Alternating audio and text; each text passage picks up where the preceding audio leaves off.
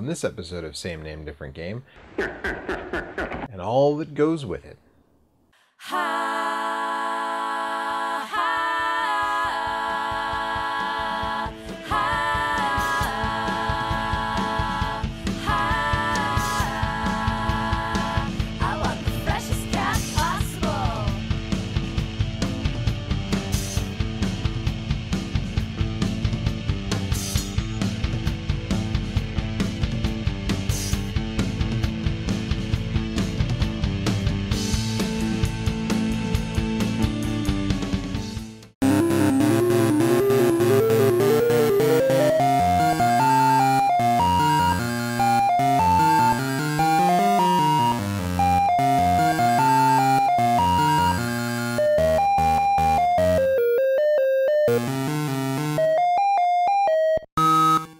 Hello, welcome to Same Name, Different Game.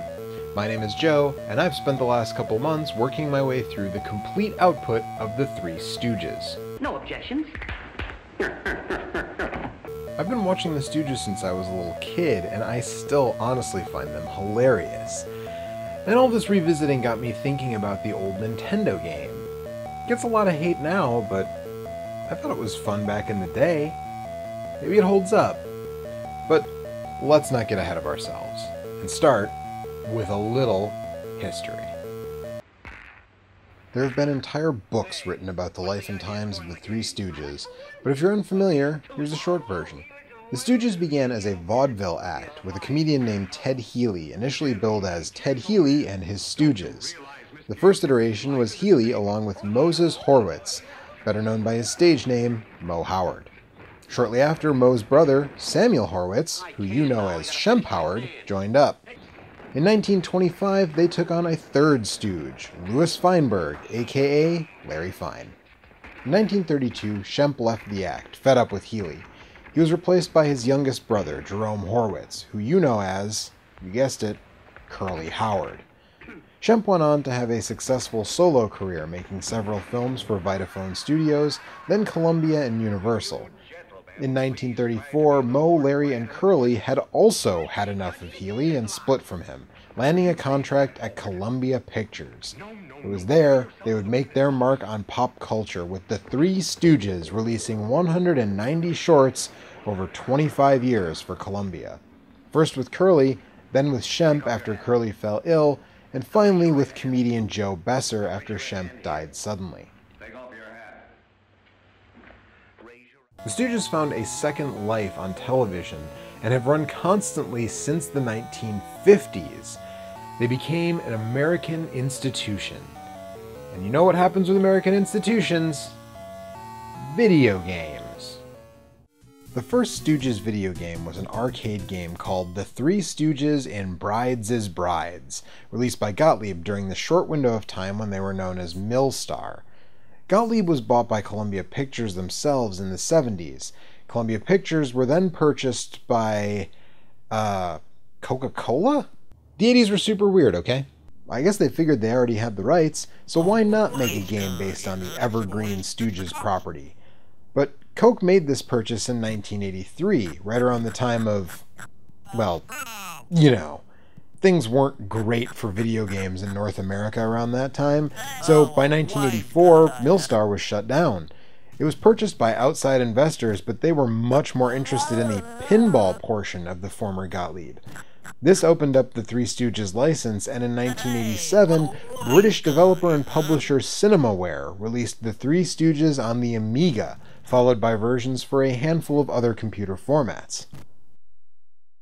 The computer versions released to mixed reviews, but as ever, that's not what I'm here to talk about. No, I'm going to be talking about the handheld and console versions of this game, starting with the one that is best known on this side of the Atlantic. The Three Stooges for the NES. The NES version of Three Stooges was released in 1989 in the US only, published by Activision and ported by Aussie developer Beam Software. Beam's history on the NES is a bit of a mixed bag. Punisher is surprisingly good.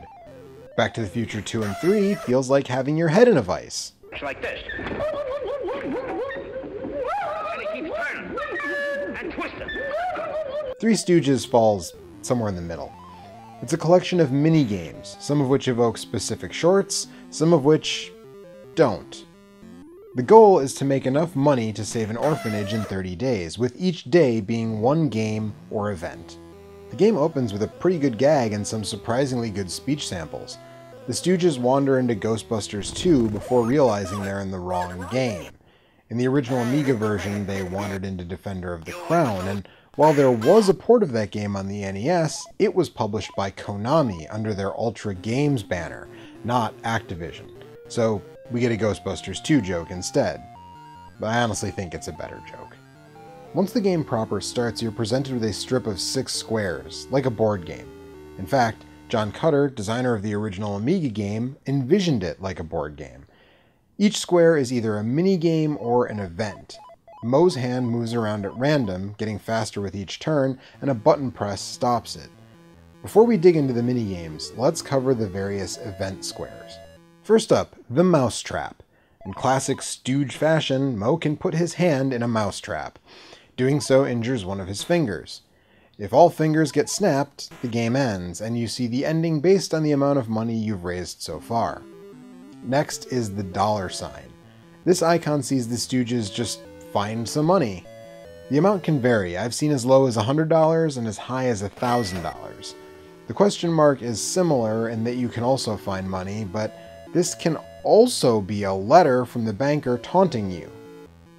Interestingly, the banker's name is I Fleece Him, which is a reference to actual shorts.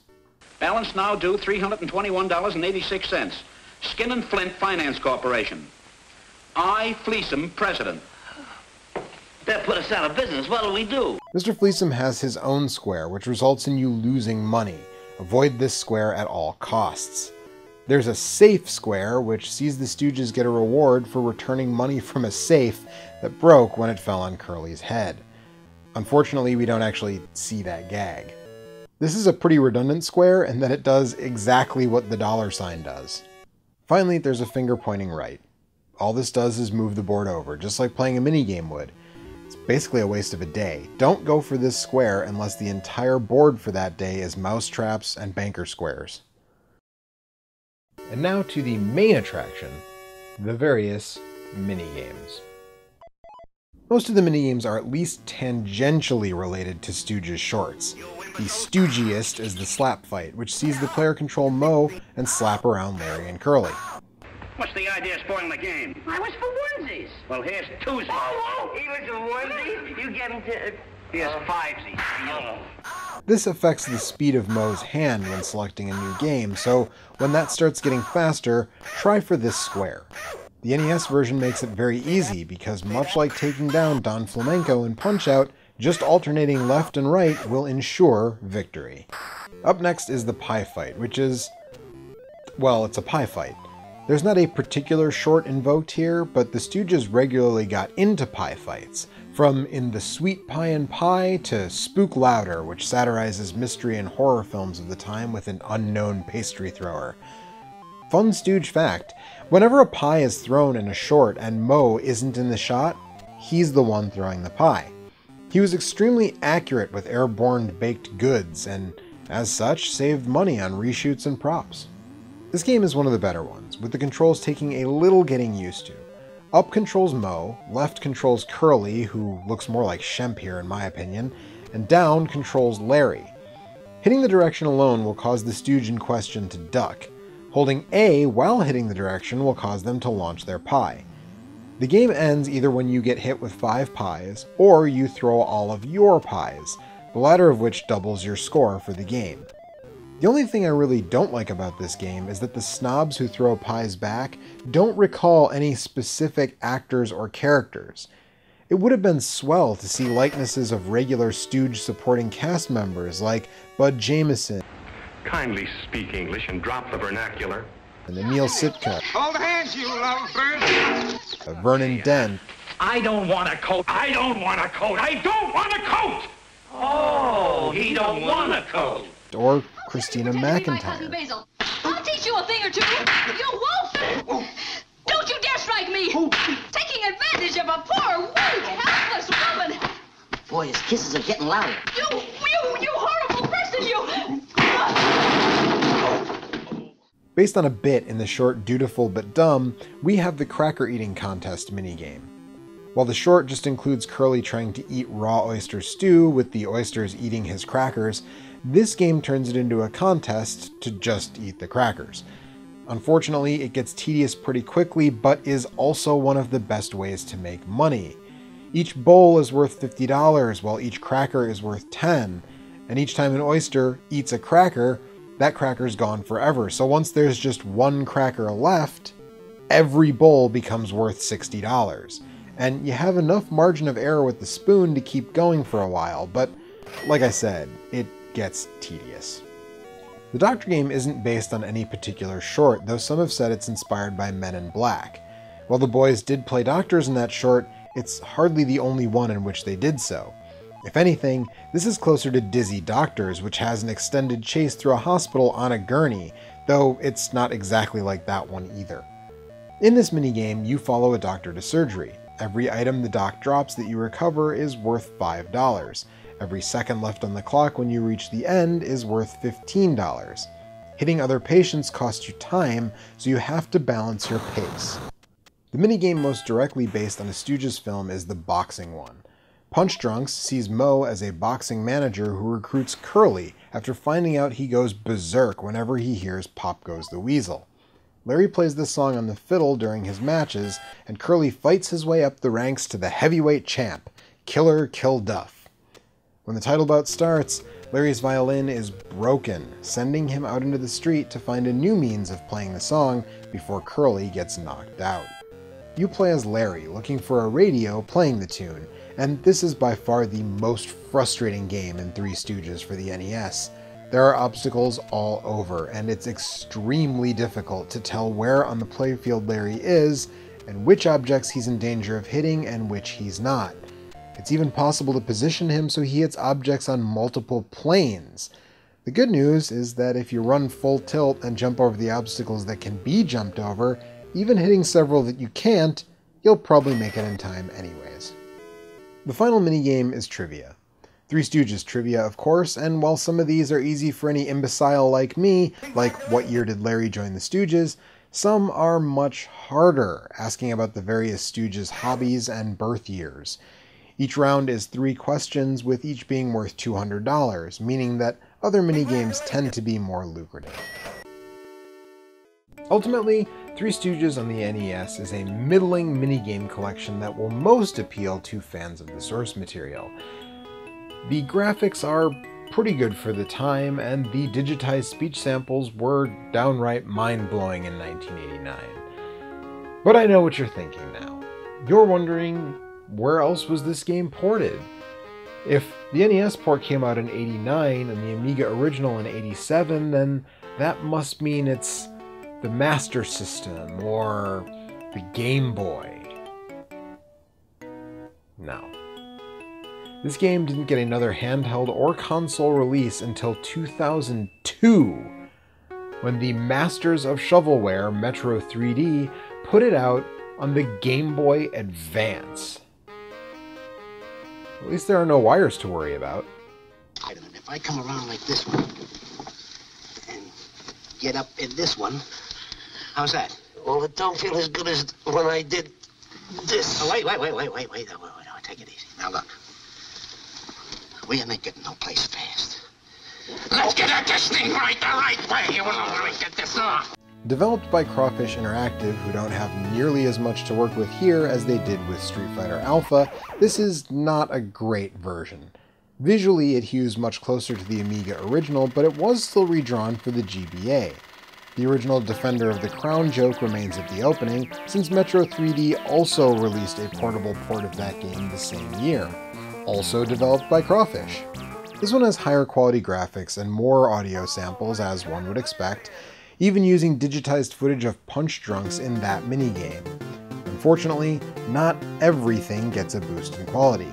They added 2 new minigames, and I would put new in huge quotes because really, they're just reskinnings of the Doctor and Pie Fight games. The former puts you in a grocery store for some reason, and the latter puts the Stooges in a pizza restaurant. There are no shorts, especially in the curly era, which this game clearly draws from, that I can think of that fit either of these two scenarios. This version also changes some mechanics. Now, like I said, I haven't played the Amiga original, so maybe this is closer to that, but if it is, then by and large Beam improved on it for the NES, and Crawfish should have gone with their version. First, and most annoyingly, the pie and pizza games always have 2 Stooges ducking and 1 standing. Pressing up and down cycles through which one is standing, and pressing A throws food from that Stooge. But this makes it very hard to throw and duck as quickly and intuitively as the NES control scheme. The Cracker game also changes, though the basic controls do remain the same. Now you have to be right on top of the cracker to even put the spoon in the soup, which makes you feel like the controls aren't responding. It also makes extending the game or making any real money from it much harder. The oysters also eat the crackers much faster. The doctor and grocery games now use a 5 hits and you're out rule instead of docking time for each collision. They also only give you 3 speeds. Default, hold B to go slow, hold A to go fast. That's it. The NES game lets you adjust your speed incrementally with the D-pad. By simplifying, the game becomes much easier and less engaging. The slap fight is now so hard that anytime I played it, the cursor was going faster afterwards. The controls for it are incredibly cumbersome. While the NES version was too easy with an exploitable pattern, this is a gross overcorrection. Avoid this until the cursor's going super fast, at which point you might have trouble choosing it anyway. That is the toughest spot I ever tackled. One change that's just neutral is the trivia game. It's now 1 question for $500. I don't know, I guess it depends on your preference. But the game still isn't really worth the day, since others are more lucrative. And I do have to give credit where it's due and say that the boxing game is much, much less annoying, with only 2 planes Larry can run on. You're either up or you're down. And there are enough obstacles to keep it challenging, but not frustrating.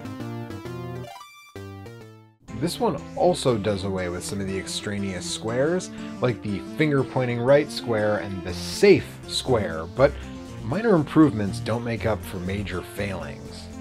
And there's still 1 more of these left. Released in 2003, it's Three Stooges on the Sony PlayStation. I've talked a lot about post-Super Nintendo NES games that really push the hardware and lament people missing out on them.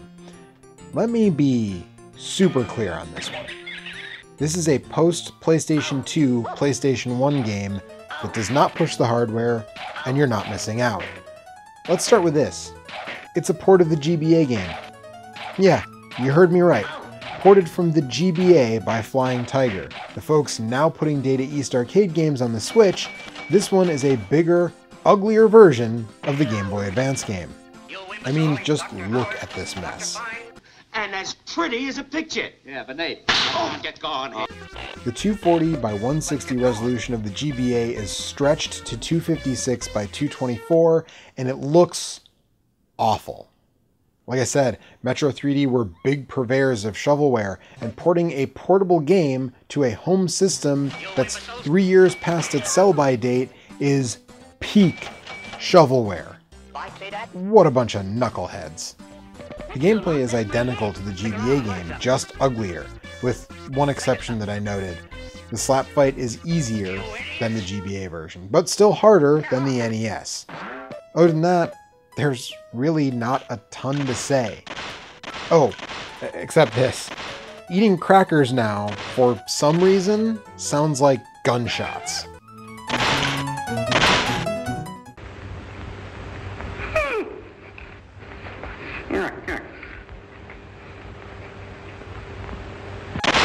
So that's it. That's all of the versions released on either consoles or handhelds. So let's do like we always do and take a look, and a listen, side by side.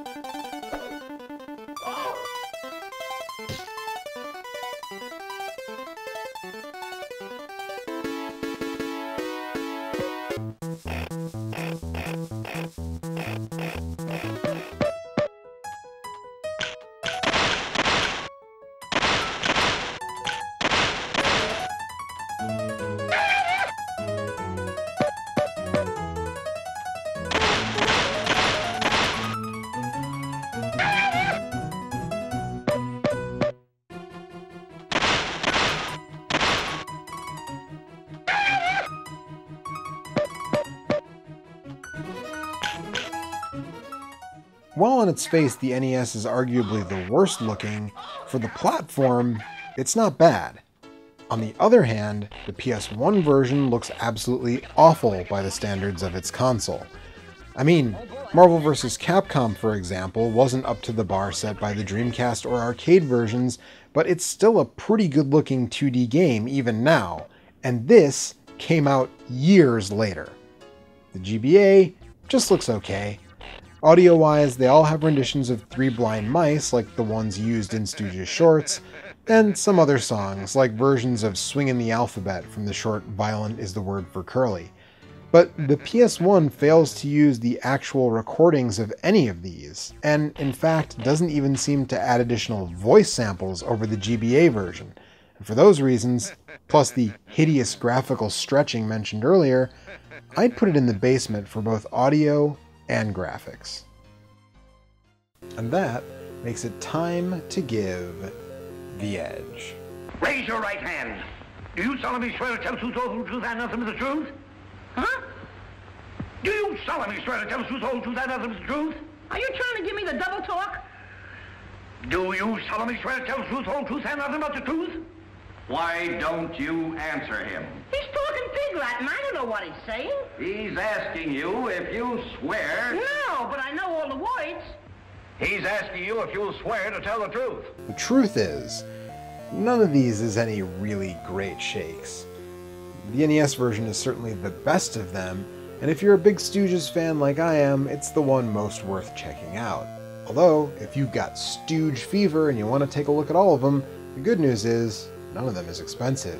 I didn't pay more than $10 for any one of these, and I wouldn't. And that does it. Thank you so much for watching, and I'll see you next time, right here on Same Name, Different Game. Well, me and my pals, we're musicians. We were tearing up some hot swing music in the orchestra. Gail over there was swinging the fans. Her sweetie, Kirk Robin, was inhaling a bottle of hooch at a table.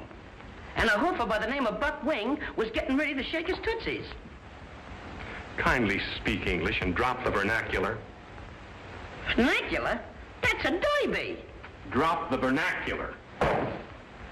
No, not that. Talk so the jury can understand. Is everybody dumb? Say, Judgy, if you let me, my partner, and Gailey kind of act it out for you, we'll show you just what happened. If counsel doesn't object, that's an excellent idea. No objections. No objections. No objections.